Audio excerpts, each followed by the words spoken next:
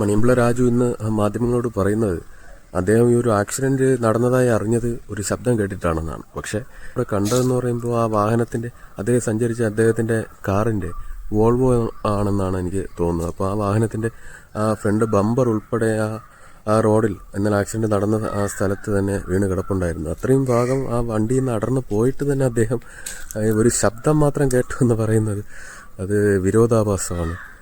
കൃത്യമായ ഒരു അന്വേഷണം പോലീസിന്റെ ഭാഗത്തുനിന്ന് ഉണ്ടായിട്ടില്ല എന്നുള്ളതാണ് സംശയകരമായ കാര്യം. കാരണം ഒരു സാധാരണക്കാരനായിരുന്നു ഇന്നലെ ഒരു ആക്സിഡന്റ് അദ്ദേഹത്തിന്റെ വാഹനത്തിൽ തട്ടിയാണ് രണ്ടുപേർ വീണതെങ്കിൽ ഓൺ ദി സ്പോട്ടിൽ തന്നെ പോലീസ് അവരെ ട്രേസ് ചെയ്ത് വീട്ടിൽ പോയി അത് അറസ്റ്റ് ചെയ്ത് ബാക്കി നിയമ നടപടിയൊക്കെ വിധേയമാക്കുമായിരുന്നു. ഇപ്പോൾ ഒരു സെലിബ്രിറ്റി ആയതുകൊണ്ടാണോ അദ്ദേഹത്തിന് ഇത്രയും ഒരു പ്രിവിലേജ് കിട്ടിയതെന്നുള്ളതാണ് കാരണം 12 മണിക്കൂറിന് ശേഷമാണ് അദ്ദേഹം മദ്യപിച്ചിട്ടുണ്ടോ എന്നുള്ള ടെസ്റ്റ് പോലും നടത്താൻ തയ്യാറായിട്ടുള്ളത്. അപ്പോൾ ഇതൊക്കെ വെച്ച് നോക്കുമ്പോൾ പോലീസിന്റെ ഭാഗത്തു നിന്ന് ഒരു വീഴ്ച, വലിയൊരു കൃത്യവിലോപം നടന്നിട്ടുണ്ട് എന്നുള്ളത് വ്യക്തമാണ്. എന്തൊക്കെയാണ് കേരളത്തിൽ നടക്കുന്നത്? നമ്മൾ ഇന്നലെ രാത്രി ഒരു സംഭവം നടന്നതായി അറിഞ്ഞു. നമ്മുടെ പ്രിയപ്പെട്ട ഒരു സിനിമാ താരം മണിയമ്പിള്ള രാജു, അപ്പോൾ അദ്ദേഹം സഞ്ചരിച്ചിരുന്ന ഒരു വാഹനം 2 യുവാക്കൾ വന്ന ഒരു ബൈക്കിൽ തട്ടി ആ 2 യുവാക്കളും ആ റോഡിൽ അപകടം പറ്റി വീഴുന്ന ഒരു സ്ഥിതിയുണ്ടായി.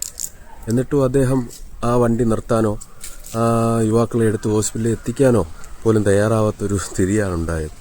അപ്പോൾ ഈ മണിയമ്പിള്ള രാജുവും അതുപോലെ തന്നെ മറ്റ് സിനിമാ താരങ്ങളുമെല്ലാം സിനിമാ താരങ്ങളായത് നമ്മളെപ്പോലെയുള്ള സാധാരണക്കാരായ ജനങ്ങളുള്ളത് കൊണ്ടാണ്. നമ്മൾ പൈസ മുടക്കി ടിക്കറ്റ് എടുത്ത് സിനിമ കണ്ടതുകൊണ്ടാണ് അവരിന്ന് വലിയ സിനിമാ താരങ്ങളായതും ആഡംബര കാറുകൾ സഞ്ചരിച്ചു കൊണ്ടിരിക്കുന്നത്. ആ ഒരു ചിന്താഗതിയെങ്കിലും അവർക്ക് വേണ്ടേ? അത് 2 യുവാക്കളാണ് അവിടെ ആക്സിഡന്റ് പറ്റി അദ്ദേഹത്തിന്റെ വാഹനത്തിൽ തട്ടി വീണത്. എന്നിട്ട് പോലും തിരിഞ്ഞു നോക്കാതെ അദ്ദേഹം ജീവനും കൊണ്ട് ഓടുന്ന ഒരു ദൃശ്യമാണ് CCTVയിൽ നിന്ന് വ്യക്തമായത്. അപ്പോൾ അദ്ദേഹം ചെയ്യേണ്ടിയിരുന്നത് എന്ത് പറ്റിയതായാലും അദ്ദേഹത്തിന്റെ തെറ്റല്ല എന്ന് അദ്ദേഹം പറയുന്നുണ്ട്. അത് CCTV ദൃശ്യങ്ങൾ കണ്ടപ്പോൾ അതിൽ നിന്നും വ്യക്തമാണ്. എന്നിരുന്നാലും 2 യുവാക്കളല്ലേ, 2 കുടുംബത്തിന്റെ പ്രതീക്ഷയല്ലേ.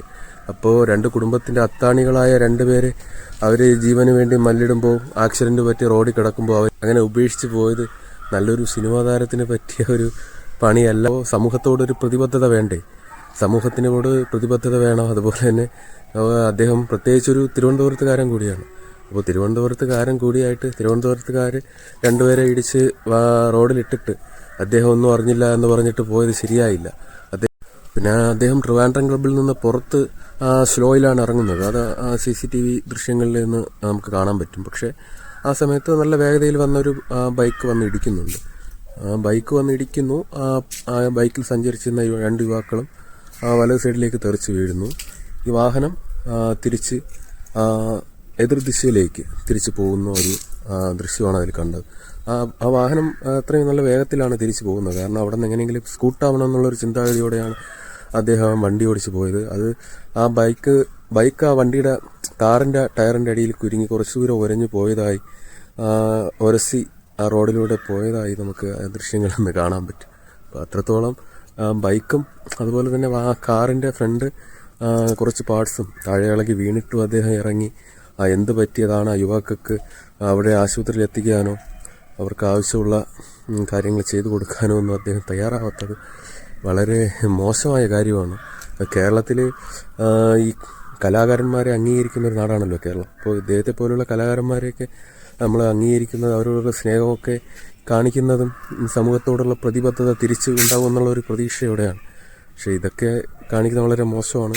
അദ്ദേഹം പറയുന്നുണ്ട് അദ്ദേഹത്തിൻ്റെ ആരോഗ്യസ്ഥിതി മോശമായിരുന്നു, അദ്ദേഹം പേടിച്ചുപോയി, പാനിക്കായി. എന്തൊക്കെ ന്യായീകരണം പറഞ്ഞാലും തെറ്റ് തന്നെയാണ് മണിയമ്പിള്ള സാർ. താങ്കൾ ചെയ്തത് തെറ്റ് തന്നെയാണ്.